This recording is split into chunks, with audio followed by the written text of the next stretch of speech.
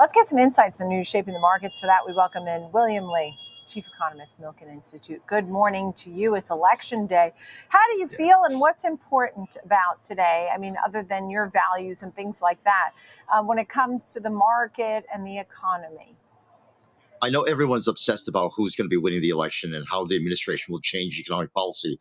But if I were sitting on the FOMC, and as far as I know, the FOMC itself will not really be doing much different now than it did before. Because the only thing that really affects what the decision is their forecast of unemployment rate, inflation, and GDP. Until those things change and new economic policies are put in place, nothing is going to change about their decision making. So this meeting that they're having this week and the one they'll be having next month will be very much exactly the way they've been planning to do. I think there'll be a 25 basis point cut this month, this one, and likely another 25 basis points next one, unless, of course, the strong data that we've been getting comes in even stronger. And, the last jobs report, what did you make of that when you saw 12,000 jobs, new non-farm payroll jobs? Nicole, I feel like a broken record that every time I come on this show, I warn that we cannot obsess about the establishment survey payrolls as much as we have been. I know Wall Street thinks that's the most accurate rendition of where the labor market is, but when I was at the Fed and for my entire professional life, every labor market economist I know has emphasized you got to look at both surveys, the household survey and the payroll survey, because the household survey tells you how many more people are being employed, not how many jobs are being put on payrolls. And the fact that we have a disconnect between the two, and we've had that disconnect for quite some time now.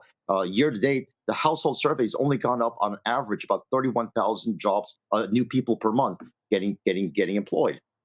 When we were having hundreds of thousands of payrolls be put on. Well, that says to me, as I've been telling you before, more and more people are having to get second and third jobs just to make ends meet.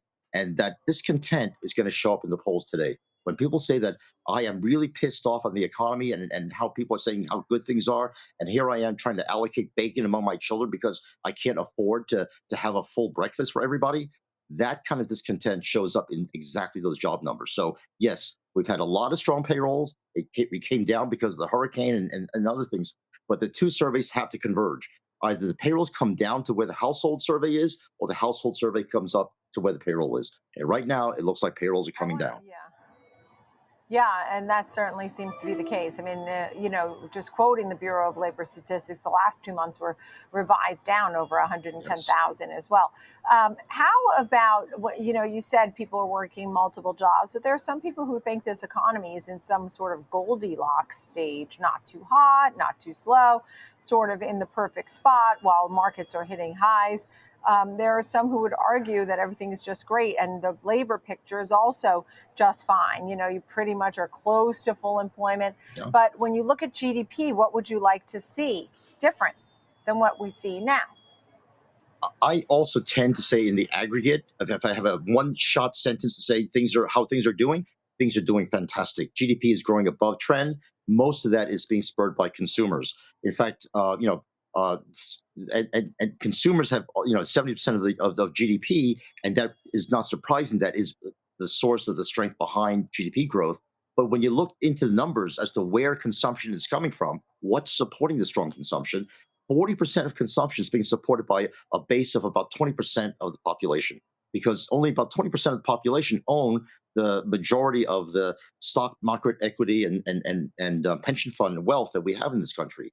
So people who are having a lot of stock market wealth, like our listeners, they're doing quite well because they can consume by deepening into savings.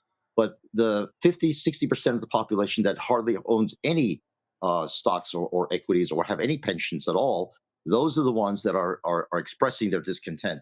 So the Goldilocks is Goldilocks split among those who have and those who have not.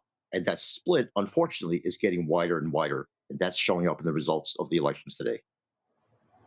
Why am I hearing from both sides and supporters from both sides saying if the other one wins, there's going to be catastrophic economic repercussions. The market's going to crash. Everybody's saying a lot of things. Do you think that the economy will crash, the market will crash if one of the contenders wins over the other? I mean, are you watching for that? You know, my gray hair shows you how many elections I've gone through, and how many times I've heard exactly that. If the other party wins, the world is going to come to an end. So you better vote for my party. That has been a slogan from the time I was a teenager, and I hate to tell you when that was because horse and buggies were still around then. But I think the truth of it is that as long as we have a split government the way we have now, where one party controls the House and the other one controls the Senate, and only and one in the House, the House or Senate is the same as the White House. That kind of dissension will keep things pretty much going as it is now. But one of the things I wanted to mention is that for those of you who hadn't voted, right, it's really critical who controls the House because that's where legislation for taxes and revenue raising and all sorts of spending measures come out. The Senate can do a lot to block it, but the origination, right, initiatives and policy initiatives come from the House. So whatever party you favor, their policies, that you want to make sure that party controls the House. There's been talk even that they could have a complete switch in this election. What do you think of that? Very much so. And those who have depended upon the Republicans to sort of hold the line about the composition of spending, they don't want so much emphasis on government transfers and social services. They want to have more of a balanced approach toward defense spending and cutting down the size of government. That will switch completely if we have the Democrats control the House, because you're going to have a ton of legislation being pumped out that will emphasize a reshaping of the government, and the Senate can only do so much to block it. Right. Okay. Bill Lee, great to see you. I hope we get to chat again after we get a lot more of the information in, right? Same Those here, votes and Nicole. they're counted. Go vote. Thanks, Bill Lee. Milliken Institute. Thank you for being with us.